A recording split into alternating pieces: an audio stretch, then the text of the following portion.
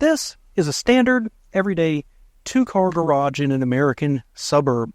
And today I'm going to tell you why I think they're really just kind of silly, why I think that they've become status symbols and a social construct for people who do use their garages to judge those of us who don't.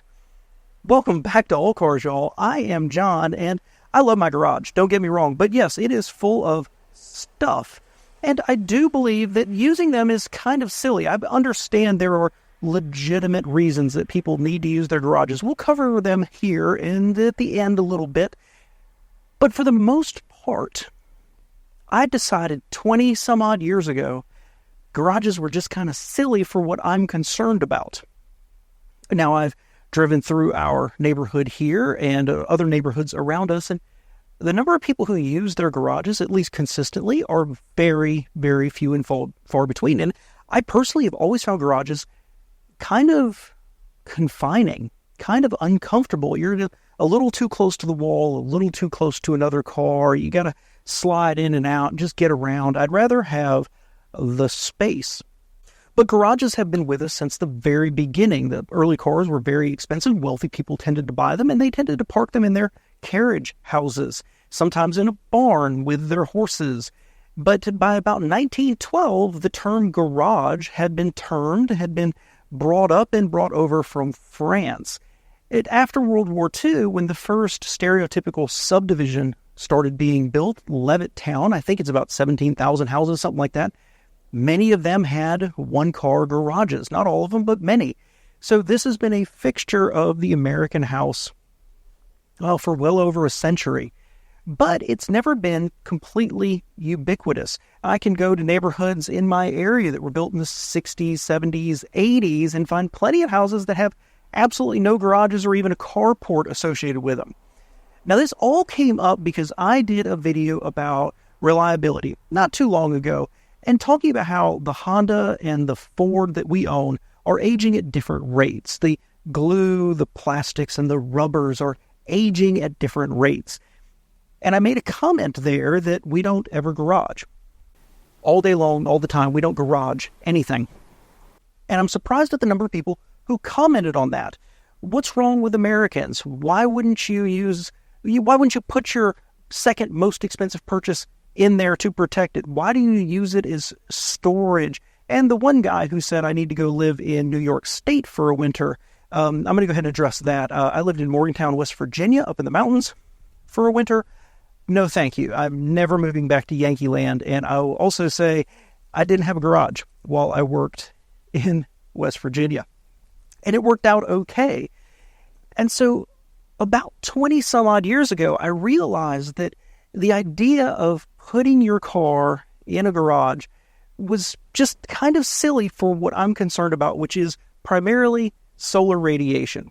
Okay? Sunlight beating down in your car, wearing things out.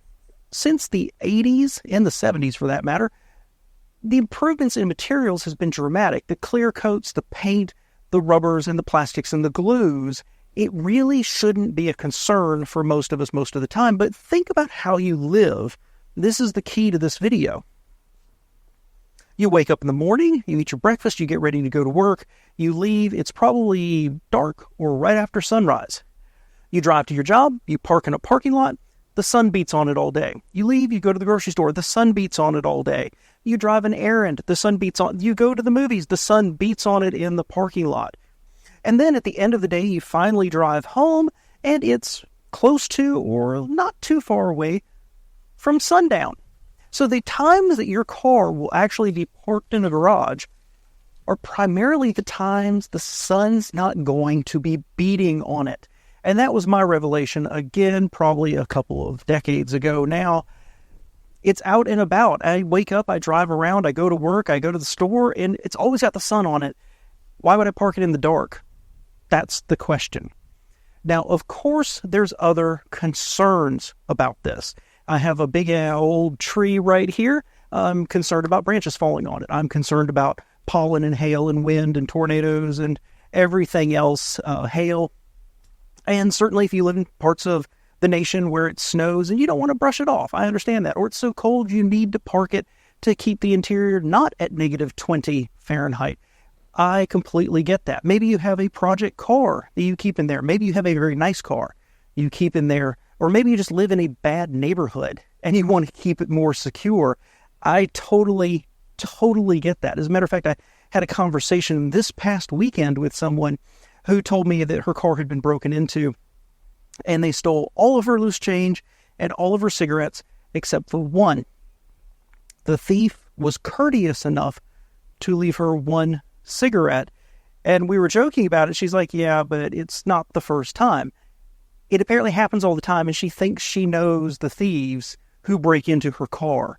And so she doesn't have a garage. If she did, I'd recommend she park in it. So there's absolutely reasons to have a garage. Please let your conscience guide you. But I do believe they've become an architectural, a social construct, a way of expressing yourself, a way of signifying your status. If we drive around the corner here and go to another neighborhood that's nearby, bigger houses than mine, they have garages. Many people there do not use their garage, interestingly enough, but they're all side-loaded because this was just architecturally a nightmare. So why not pull it from the side and make the house prettier? That's why I'm saying partially it's a social construct. Now, one thing is I'm going to tell you what's in my garage. I'm going to flash up a quick picture. I'm going to show it to you, not for long. Please do not flame me for how messy my garage is. But we're going to talk about what's in here because everything has a purpose, even if that purpose is procrastination. But there's a reason we don't park in the garage, and other than what I said, it's because it's full of the stuff of our lives. So here's the picture. All right, so again, please be kind to the comments. Over here, we've got the landscaping stuff, shovels and rakes and leaf blowers and things like that. Next to it, we've got some shelves right here. Primarily, that's Christmas decorations, our Christmas tree. I do have a couple of other things here, a glass shower door and a shower pan for a project that we changed our mind on. Along the back, we've got some bikes hanging up, and we have some furniture in front of that, a chest of drawers, a gun safe, and some other stuff you can't really see. Some take-to-the-beach toys like boogie boards, electrical box, and water heater. On this side over here, we've got a little cart for landscaping. We've got a ladder, and we've got some shelves on the wall. The front part up here, that's potting soil. That's fertilizer. That's insecticides. That's things like that. Up closer to the door to the house itself, well, we've got our pantry overflow. That's bulky items like water or sodas, toilet paper, paper towels, things like that. Let's just say that when COVID hit and everybody freaked out over toilet paper, we didn't need any. We were covered. And yes, if you are curious about me, there is a tub over here, which I call my prepper tub.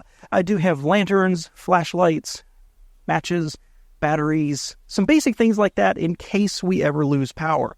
Now, the big messy part is right here. Now, what we've got is about 2 half pallets of hardwood flooring. We redid the floors in our house, but there's some areas we might add on to, and there's some areas I need to go back and redo and fix, so I have to keep this for a little while.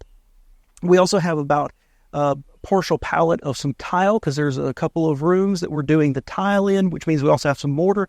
I have some concrete, which is for a project in the backyard. Bunch of stuff like that right here. And then a dining room table, which has been unfortunately convenient to have as a place to set other things down on.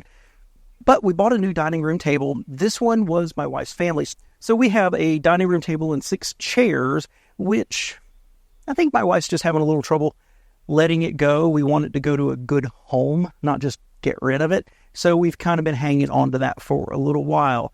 And so you may ask, why do we have furniture like chest of drawers? Well, we have 4 adult children, and as they leave the nest and they start in a new apartment or something like that, one way we can help them get started is by helping them have furniture that they don't have to buy the first day out the door. We do have a whole tub over here of pots and pans and things like that. And then upstairs at the back, we have a loft where we do have desks and dressers, and I think we've got a whole bed up there disassembled. So it's stuff for our children to launch them into life. So a lot of the stuff will be gone over the coming years, but I don't need to clean it out to park the cars in it, because for our environment, I'm comfortable with our cars out here. And as a matter of fact, this big old tree I'm talking about right here, the driveway is shaded right now. So if you live in a different part of the nation or the world and you feel that your garage is a necessity and you keep it, or you have one of these other circumstances like you want to put your Corvette in there, I get this. I totally get it. Do what's right for you. But overall, I just kind of think the big American two-car garage is silly, at least from the perspective of judging other people for not using them. Thanks so much for being here, and let me know what you think below.